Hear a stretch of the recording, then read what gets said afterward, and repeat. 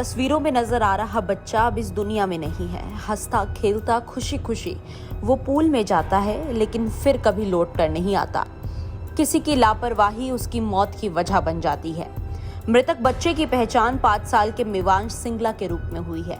दरअसल गुरुग्राम के sector 37D स्थित बीपीटीपी पार्क सरीन सोसाइटी के जे टावर में रहने वाले बिनी सिंगला का बेटा मिवांश सिंगला बुधवार शाम को अपनी दादी रमा के साथ सोसाइटी के क्लब में बने स्विमिंग पूल में नहाने गया था। यहाँ बच्चों के लिए बनाए गए पूल में वो नहा रहा था। इसी दौरान रमा मिवांश के लिए कुछ सामान लेने अपने फ्लैट पर गई और मिवांश को पूल में लाइफ गार्ड और सिक्योरिटी गार्ड की निगरानी में छोड़ गई। इसी दौरान मिवांश करीब 4 फीट पानी की गहराई की तरफ पहुंच गया, जहां वो पानी में डूब गया और उसकी मौत हो गई। लेकिन लाइफ गार्ड पूल की तरफ नहीं दिखे। सीसीटीवी कैमरे में साफ दिखाई दे रहा है कि कुछ बच्चे पूल में तैरने गए हैं, जिन्होंने एक बच्चे के शव को तैरते देखा। पहले तो बच्चे ये समझ रहे थे कि वो ऐसे तैर रहा है, लेकिन जब उल्टा पैर तैर रहे बच्चे में कोई हरकत होती नहीं नजर आई तो उन्होंने लाइफ गार्ड को आवाज लगाकर बुलाया, जिसके बाद उन्होंने बच्चे के शव को पूल से बाहर निकाला और सोसाइटी निवासियों की मदद से नजदीकी निजी अस्पताल में पहुंचाया।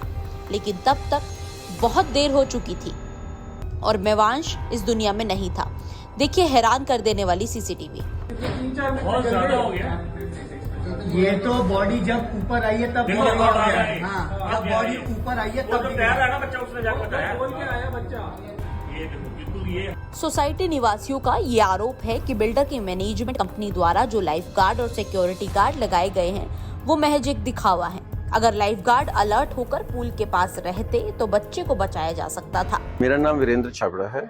यहाँ अराउंड 2000 रेजिडेंट रहते हैं। हम भी स्विमिंग पूल में जाते हैं तो बेसिकली लाइफ गार्ड का ऑब्जेक्टिव होता है, एक काफ़ी हाई चेयर होती है, वहाँ पे बैठ के पूरा ध्यान रखें स्विमिंग पूल में क्या हो रहा है, बच्चे हैं ठीक हैं या नहीं है।